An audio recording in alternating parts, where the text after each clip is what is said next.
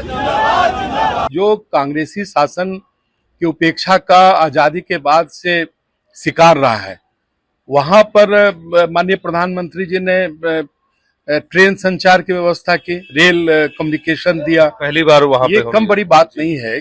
पूर्णिया में आज air communication देने जा रहे हैं। आज टर्मिनल का लोकार्पण होगा। आज से आप हवाई यात्रा पूर्णिया से प्रारंभ कर सकते हैं। इस क्षेत्र के लिए एक बड़े गौरव की बात है। देखिए, बात कि माननीय प्रधानमंत्री और माननीय वित्त मंत्री इस स्तर तक एक एक आम उपभोक्ताओं की चिंता करना, ये कम बड़ी बात नहीं है।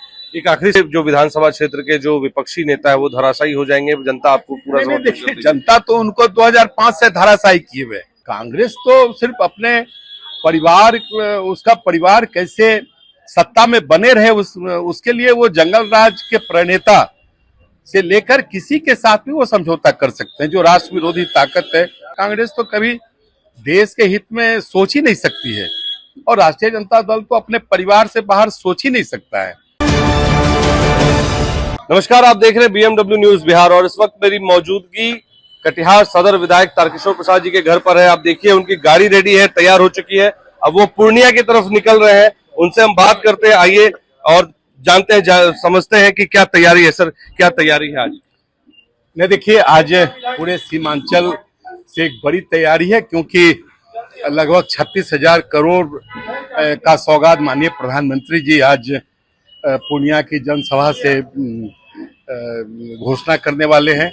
और इतना ही नहीं, वंदे भारत ट्रेन का शुभारंभ होना है, अमृत भारत 2 ट्रेनों का शुभारंभ होना है, कटिहार सिलीगुड़ी जो एक्सप्रेस है उसका आज परिचालन प्रारंभ होगा, क्योंकि अररिया गलगलिया जो रेल मार्ग प्रारंभ होने के बाद पैसेंजर सवारियों के साथ साथ जो माल वाहक ट्रेन है, गुड्स ट्रेन है, उसके लिए भी एक काफी नॉर्थ ईस्टर्न इंडिया के लिए वो एक बड़ा वो मार्ग के रूप में आज लोकार्पित होगा।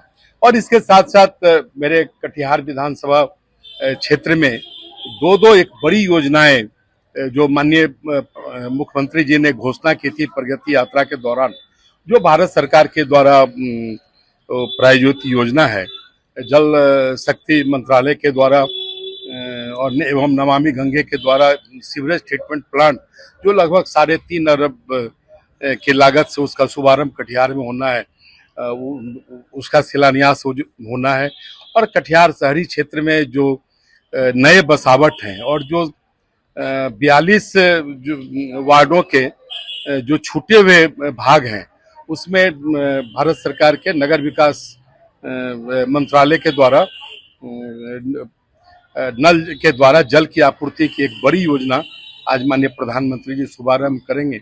इसलिए कटिहार जिला के और सीमांचल के साथ साथ कटिहार विधानसभा क्षेत्र के लिए भी, खास करके कटिहार नगर के लिए भी एक बड़ी सौगात है, क्योंकि इस जल आपूर्ति योजना के द्वारा एक जो ड्रिंकिंग वाटर का सैचुरेशन कटिहार नगर में हो जाएगा। और सीवरेज ट्रीटमेंट प्लांट भी एक महत्वाकांक्षी योजना है, क्योंकि स्ट्रॉन्ग वाटर ड्रेनेज सिस्टम जो लगभग 2.25 अरब की राशि से कटिहार में चल रहा है, तो उस योजना के बाद जो भी आउटफॉल होगा वो सीवरेज ट्रीटमेंट प्लांट के द्वारा उसका शोधन होगा, और जो उसके अवशिष्ट होंगे वो खाद के रूप में उपयोग होगा, और जो शेष जो उसमें जल का निस्सरण होगा वो फिर नदी में उसको जोड़ा जाएगा। माना यह जा रहा है कि प्रधानमंत्री मोदी के यहाँ आने से, पूर्णिया आने से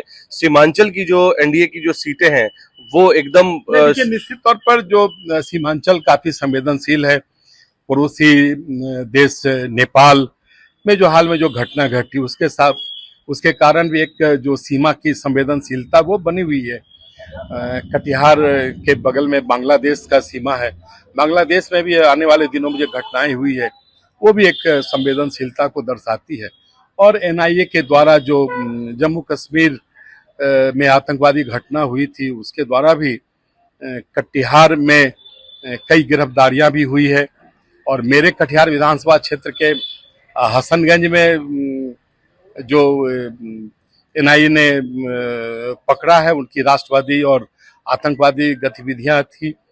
तो हम तो एक संवेदनशील इलाके से आते हैं, तो स्वाभाविक है कि यहाँ राष्ट्रवादी ताकत का मजबूत होना आवश्यक है। तो एक बार जो बात चल रही थी कि इस एरिया को यूनियन टेरिटरी घोषित किया जाएगा, क्या इन्हीं वजहों से ऐसे बात चल रही थी? मैं इस तरह की चीजों पर विश्वास नहीं करता।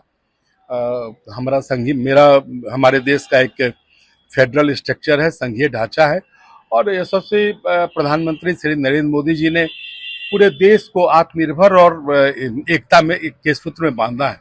आपने देखा होगा कि वो मणिपुर और मिजोरम भी गए। पूर्वोत्तर भारत जो कांग्रेसी शासन की उपेक्षा का आजादी के बाद से शिकार रहा है, वहां पर माननीय प्रधानमंत्री जी ने ट्रेन संचार की व्यवस्था की, रेल कम्युनिकेशन दिया। पहली बार वहां ये पे कम बड़ी बात नहीं है कि इस प्रकार के राज्यों को जिस प्रकार से कांग्रेस की केंद्र की सरकारों ने अनदेखी की, लेकिन हमारी सरकार ने इस क्षेत्र में रेल संचार और भी आपने देखा कि पूर्णिया में आज एयर कम्युनिकेशन देने जा रहे हैं। आज टर्मिनल का लोकार्पण होगा। आज से आप हवाई यात्रा पूर्णिया से प्रारंभ कर सकते हैं। इस क्षेत्र के लिए एक बड़े गौरव की बात है। देखिए, बात सिर्फ टर्मिनल का निर्माण और एसटीपी और नल जल योजना का लागू होना या और भी कई अगल बगल के कई शहरों के लिए कई बड़ी बड़ी योजनाएं आज घोषणा होगी। पीरपैती गंगा नदी के ऊपर में पीरपैती तक जाने के लिए भी रेल पुल की बात, सड़क मार्ग की थर्मल पावर की भी बात चल रही है। थर्मल पावर का भी आज घोषणा होना है। तो देखिए, ये सारी चीजें मात्र सिर्फ एक भौतिक स्वरूप नहीं है, बल्कि पूरे देश के और खास करके बिहार के इस